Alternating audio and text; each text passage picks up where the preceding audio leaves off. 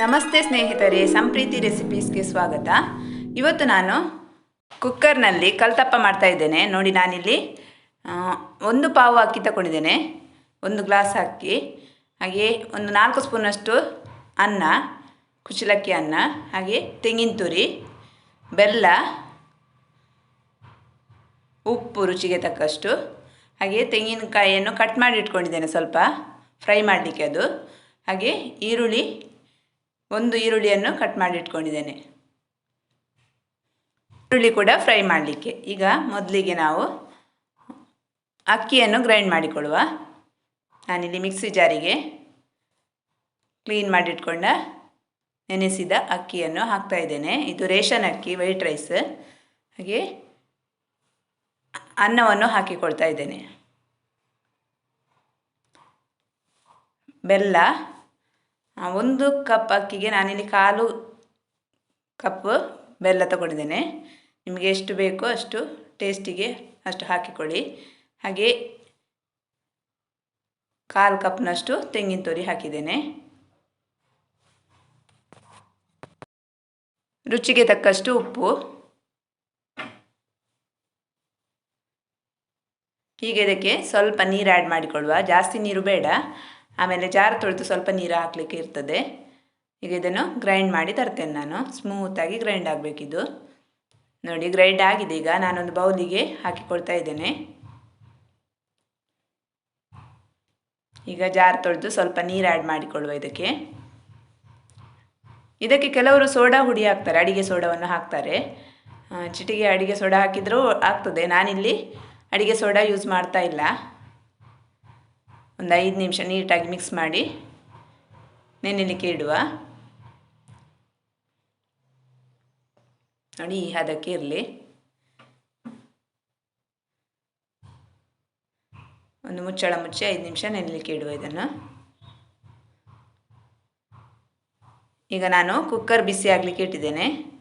ಅದಕ್ಕೆ ಒಂದು 5 ಸ್ಪೂನ್ನಷ್ಟು ಆಯಿಲ್ ಹಾಕ್ತೇನೆ ನಾನು. ಆಯಿಲ್ ಸ್ವಲ್ಪ ಜಾಸ್ತಿ ಹಾಕಿಕೊಳ್ಬೇಕು. ಆಯಿಲು ಬಿಸಿ ಆಗಿದೆ. ಈಗ ನಾನು ಕಟ್ ಮಾಡಿ ಇಟ್ಕೊಂಡು ಒಂದು ಈರುಳ್ಳಿ ಹಾಕಿಕೊಂಡು ಚೆನ್ನಾಗಿ ಫ್ರೈ ಮಾಡ್ತೇನೆ. ಹಾಗೆ ಕಟ್ ಮಾಡಿ ಇಟ್ಕೊಂಡ ತೆಂಗಿನಕಾಯಿಯ ಚೂರನ್ನು ಹಾಕ್ತಾ ಇದ್ದೇನೆ. ಇದು ಚೆನ್ನಾಗಿ ಫ್ರೈ ಆಗಬೇಕು. ಚೆನ್ನಾಗಿ ಕೈ ಆಡಿಸಿಕೊಡುವ. 5 ನಿಮಿಷನಾದರೂ ಬೇಕು ಇದಕ್ಕೆ. ನೋಡಿ, ಈಗ ಫ್ರೈ ಆಗಿದೆ. ಈಗ ನಾವು ಸ್ವಲ್ಪ ಈರುಳ್ಳಿ ಮತ್ತು ತೆಂಗಿನಕಾಯಿ ಚೂರನ್ನು ತೆಗೆದಿಟ್ಟುಕೊಳ್ಳುವ. ಅದು ಮೇಲ್ಗಡೆ ಹಾಕಲಿಕ್ಕೆ, ಹಿಟ್ಟಿನ ಮೇಲ್ಗಡೆ ಹಾಕಲಿಕ್ಕೆ. ಈಗ ದೊಡ್ಡ ಉರಿಯಲ್ಲೇ ಇಡಬೇಕು ಸ್ಟವನ್ನು. ಹಿಟ್ಟನ್ನು ಕುಕ್ಕರಿಗೆ ಹಾಕಿಕೊಳ್ಳುವ.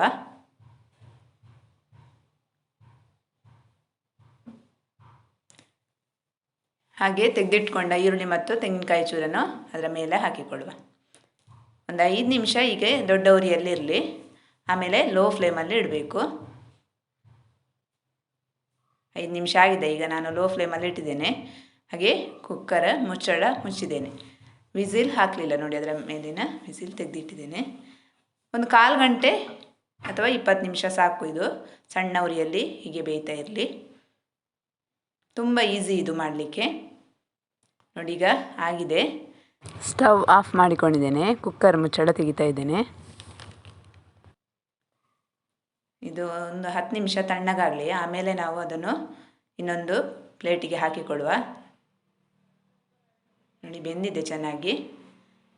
ಒಂದು ಸ್ವಲ್ಪ ತಣ್ಣಗಾಗಲಿ, ಇಲ್ಲಾಂದರೆ ಅದು ಸೈಡ್ ಬಿಟ್ಕೊಳ್ಳೋದಿಲ್ಲ ಅಷ್ಟು ಬೇಗ. ನೋಡಿ, 5 ನಿಮಿಷ ಆಗಿದೆ, 10 ನಿಮಿಷ ಆಗಿದೆ, ತಣ್ಣಗಾಗಿದೆ ಕುಕ್ಕರ್. ಈಗ ನಾನು ಇದನ್ನು ಒಂದು ಪಾತ್ರೆಗೆ, ಪ್ಲೇಟಿಗೆ ಹಾಕಿಕೊಳ್ತೇನೆ. ಯಾರೆಲ್ಲ ಫಸ್ಟ್ ಟೈಮ್ ನನ್ನ ಚಾನಲನ್ನು ವಿಸಿಟ್ ಮಾಡಿದ್ರೋ ದಯವಿಟ್ಟು ಸಬ್ಸ್ಕ್ರೈಬ್ ಮಾಡಿಕೊಳ್ಳಿ. ಈ ವಿಡಿಯೋ ನಿಮಗೆ ಇಷ್ಟ ಆದರೆ ಒಂದು ಲೈಕ್ ಕೊಡೋದನ್ನು ಮರಿಬೇಡಿ. ವಿಡಿಯೋವನ್ನು ಕೊನೆ ತನಕ ನೋಡಿ ಸಪೋರ್ಟ್ ಮಾಡಿದ ನಿಮಗೆ ತುಂಬ ಹೃದಯದ ಧನ್ಯವಾದಗಳು. ನೋಡಿ, ಈಗ ಕಟ್ ಮಾಡ್ತಾ ಇದ್ದೇನೆ. ಚೆನ್ನಾಗಿ ಬಂದಿದೆ. ಮಕ್ಕಳೆಲ್ಲ ಇಷ್ಟಪಟ್ಟು ತಿಂತಾರೆ ಇದನ್ನು, ಸಿಹಿ ಇರ್ತದಲ್ಲ. Thank you for watching.